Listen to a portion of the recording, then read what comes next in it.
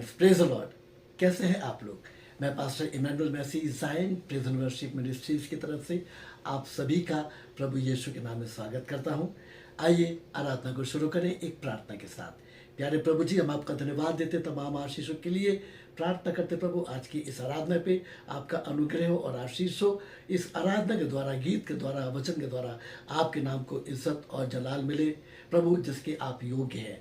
सुनने वालों को बड़ी आशीष मिले प्रभु यीशु मसीह के नाम से मांगते हैं। आमीन, आमीन, आमीन। हालेलुया। आइए एक गीत सुनेंगे और प्रभु की महिमा करेंगे।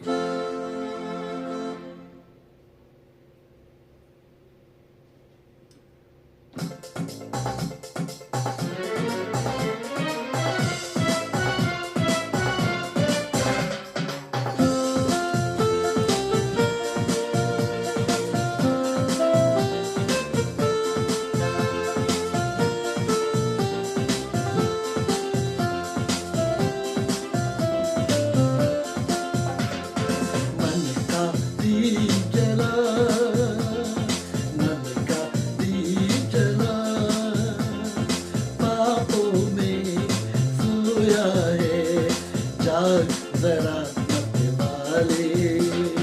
मन का दीप जला, जीवन दीप जला, ओहो पापों में सोया है, जाग जरा मरने वाले। ओ पापों में सोया है, जाग जरा मरने वाले।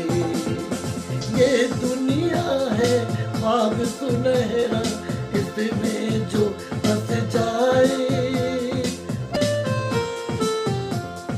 ये दुनिया है ख्वाब सुनहरा, इसमें जो फंस जाए। रोए दर पे चैन न पाए, घुट घुट कर मर जाए। रोए दर पे चैन न पाए, घुट घुट कर मर जाए। होगा तेरा भला, होगा तेरा भला, पापों में सोया है, जाग जरा मरने वाले। मन का दीप जला, जीवन दीप जला, पापों में सोया है, जाग जरा मरने वाले।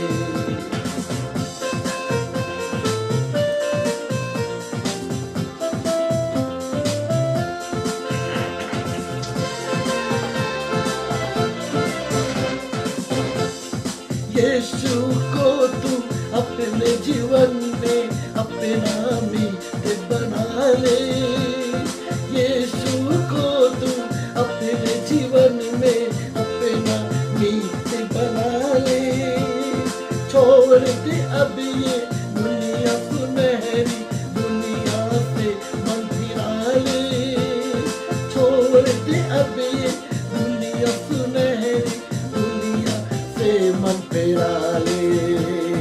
यीशु को अपना, यीशु को अपना, पापों में सोया है, जाग जरा मरने वाले।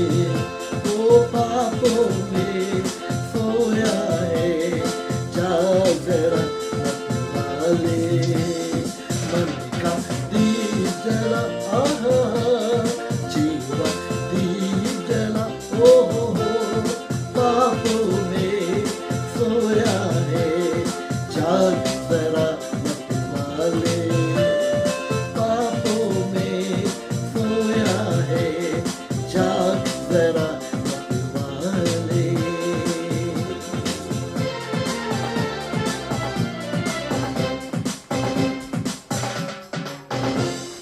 हालेलुया। हम प्रभु का धन्यवाद करते हैं इस सुंदर मौके के लिए। जो गीत हमने गाया वो गीत था मन का दीप जला, मन का दीप जला, जीवन दीप जला, पापों में सोया है, जाग जरा मत वाले। और परमेश्वर के वचन के अंदर भी लिखा हुआ है, ऐ सोने वाले जाग और मुर्दों में से जी उठ, तो मसीह की ज्योति तुझ पर चमकेगी। आज जागने की आवश्यकता है, क्योंकि हो सकता है हम प्रभु की दौड़ में अच्छे खासे दौड़ रहे हों और अचानक से रुक गए। इस रुकावट का मतलब क्या है, इस रुकावट की वजह क्या है, कभी शायद मैंने और आपने सोचने की कोशिश नहीं की होगी। एक मैं व्यक्ति के बारे में आपको बताता हूँ, और वहाँ पे लिखा हुआ है मत्ती की पुस्तक और उसका 19 अध्याय और उसके 16वें पद से लेके और 22 पद तक इस प्रकार से लिखा है। मैं पढ़ता हूँ, the book of Matthew's chapter 19 verse 16 to 22। एक मनुष्य यीशु के पास आया और उससे कहा, हे गुरु, मैं कौन सा भला काम करूं कि अनंत जीवन पाऊं? उसने उससे कहा, तू मुझसे भलाई के विषय में क्यों पूछता है? भला तो एक ही है, पर यदि तू जीवन में प्रवेश करना चाहता है तो आज्ञाओं को माना कर। उसने उससे कहा, कौन सी आज्ञा है? यीशु ने कहा, ये कि हत्या न करना, व्यभिचार न करना, चोरी न करना, झूठी गवाही न देना, अपने माता और पिता का आदर करना और अपने पड़ोसी से अपने समान प्रेम रखना। उस जवान ने उससे कहा, इन सबको तो मैंने माना है, और मुझ में किस बात की घटी है? यीशु ने उससे कहा, यदि तू सिद्ध होना चाहता है तो जा अपना माल बेचकर कंगालों को दे, और तुझे स्वर्ग में बहुत धन मिलेगा, और आकर मेरे पीछे बोले।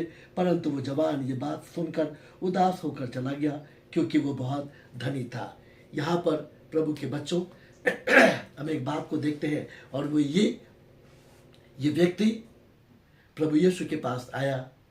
इसको सब कुछ आता था, सारी आज्ञाएं मानता था। सॉरी, यीशु को गुरु मान रहा है, यीशु के पास आया है और वो कह रहा है, हे गुरु, मैं कौन सा भला काम करूं जिससे कि अनंत जीवन पाऊं? यीशु मसीह ने जब उसको आज्ञाएं बताई, वो एक एक आज्ञाओं को मानता था। उसने कहा, प्रभु मैं तो सब मानता हूँ, मानता आया हूँ। तब यीशु ने उससे कहा, यदि तू सिद्ध होना चाहता है, जो तेरे अंदर एक कमी है, अगर उस कमी को निकाल के सिद्ध होना चाहता है, तो जा अपना माल बेचकर कंगालों को दे दे, तुझे स्वर्ग में धन मिलेगा, और मेरे पीछे आकर हो ले। परंतु वो ये जवान सुनकर उदास होकर चला गया, क्योंकि वो बहुत धनी था। आज प्रभु यीशु के पीछे बहुत से लोग चलना मांगते हैं, पर फिर भी वो इसलिए नहीं आ पाते, कुछ ना कुछ उनके अंदर कमी होती है, जिसकी वजह से वो रुक जाते हैं। किसी का गुस्सा आगे बढ़ने देता नहीं, किसी की नफरत आगे नहीं बढ़ने देती, किसी की जलन आगे बढ़ने देती नहीं। कोई आत्मिक जीवन में इतना बाइबल पढ़ चुका है, इतनी प्रार्थना कर चुका है कि उसको लगता है उसकी प्रार्थना का जवाब नहीं आएगा, तो वो थक गया है और अब वो ये सब करना नहीं मांगता। पर वचन में लिखा हुआ है, अपनी कमी को मुझे और आपको दूर करने की आवश्यकता है। आप देखें आपकी कमी कहाँ पर है। अगर कोई दूसरा आपको बताएगा तो आप बोलोगे, ये तो मेरे पे उंगली उठा रहा है। हम दुनिया पर उंगली उठा सकते हैं, पर कभी हमने अपने आप को जांच कर देखने की कोशिश की?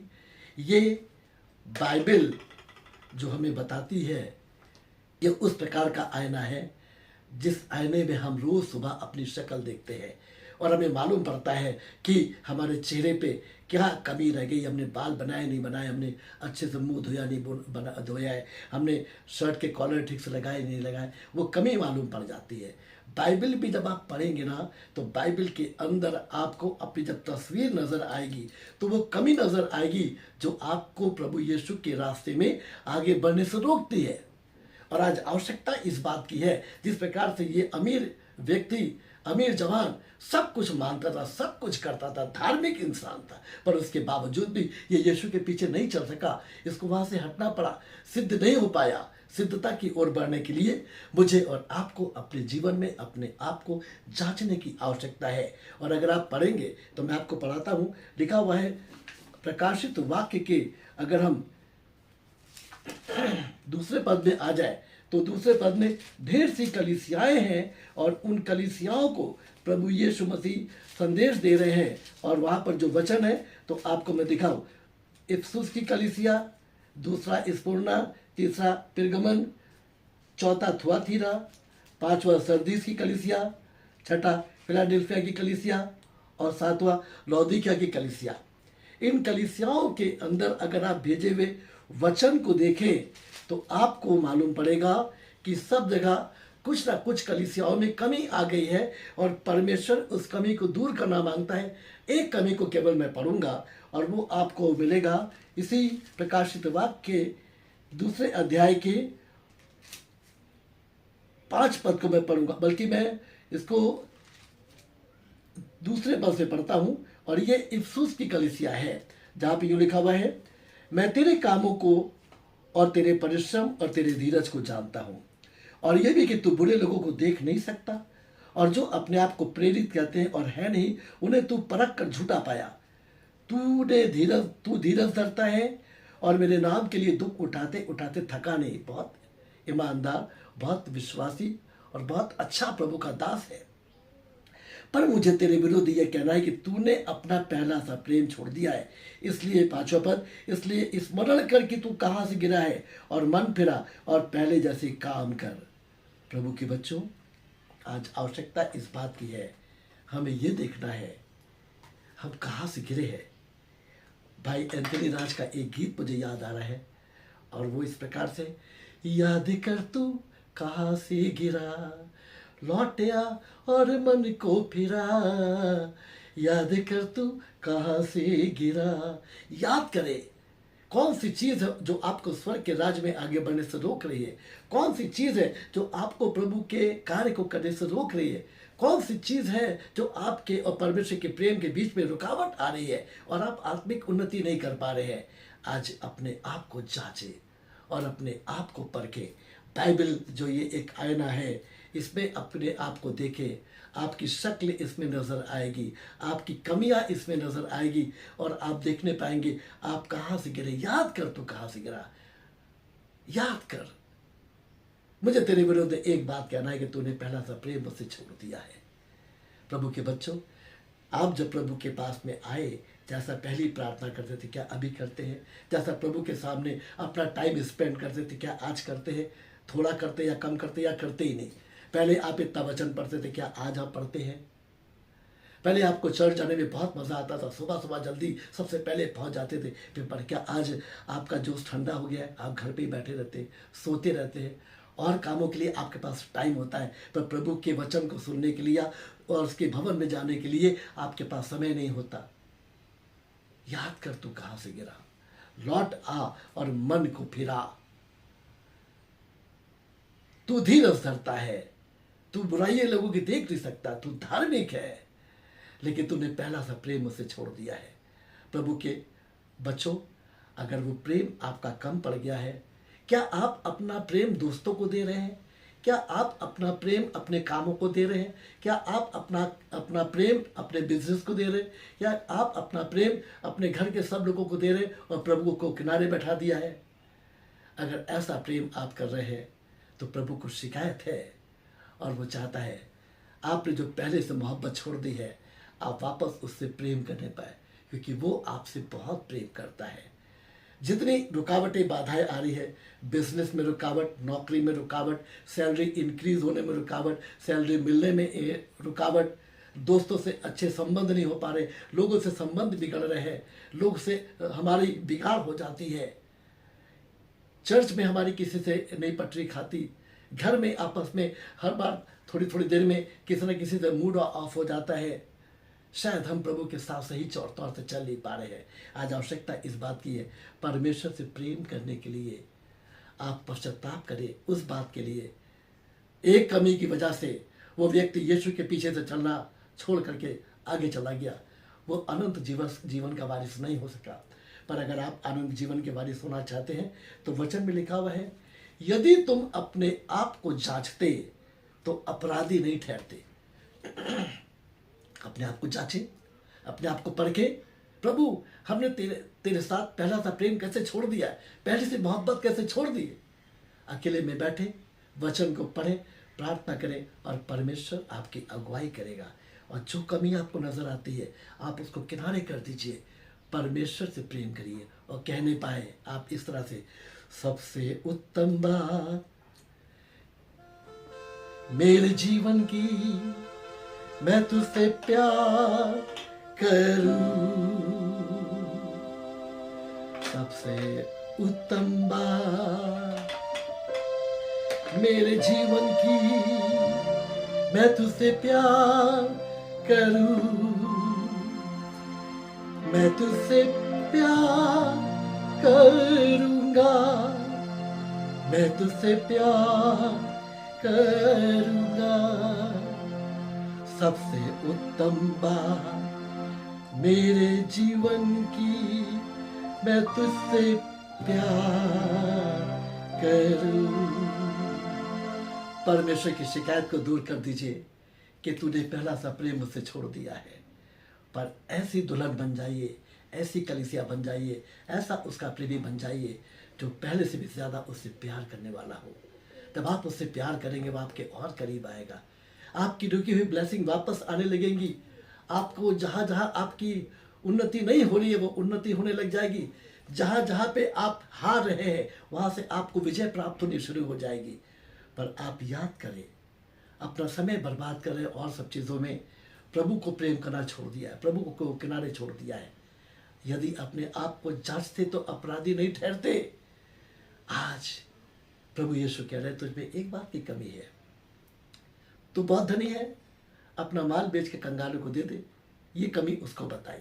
ऐसे ही प्रभु मेरे और आपकी कमियों को जब आप अकेले में बैठेंगे उजागर करेगा और आप उस कमी को दूर करके पश्चाताप करें, बोले प्रभु सबसे उत्तम बात मेरे जीवन की मैं तुझसे प्यार करूंगा। आमीन, हालेलुया। आइए हम प्रार्थना करें। प्रभु जी, हमारे जीवन में जो अंधियारा आ जाता है, हमने गीत गाया सच बतला दे तेरे मन में रात है कैसी आई, अच्छा नहीं है ये भी समझ ले यीशु से है जुदाई। प्रभु हम अपने कमियों की वजह से, घटियों की वजह से तुझसे दूर हो जाते हैं। आज हम प्रार्थना करते प्रभु अनुग्रह करें कि हमारी दूरी आपके साथ पे ख़त्म हो जाए, हम आपके नज़दीक आ जाए। हमें जो भी कमी घटी नज़र आती है जो आपके प्रेम से रोकती है, हम उसके लिए पश्चाताप करें और प्रभु अपने संबंध को आपके साथ अच्छा बनाए। जीवन में जो हर मोड़ पे हम हार रहे, डिफीट खा रहे, हमारी फिर से यीशु के नाम में विजय होने पाए। चाहते प्रभु एक एक जन पर अनुग्रह कर, एक एक जन को आशीष दे। प्रभु यीशु मसीह के नाम से मांगते हैं, आमीन, आमीन, आमीन। हालेलुया। मैं विश्वास करता हूँ आपको इस वचन के द्वारा आशीष मिली होगी। मैं कल फिर आपसे मिलूंगा और मैं विश्वास करता हूँ प्रभु में आप तरक्की करें। मैं पास्टर इमैनुअल मैसी एक बार फिर से आपसे इजाज़त चाहूँगा। May God bless you all.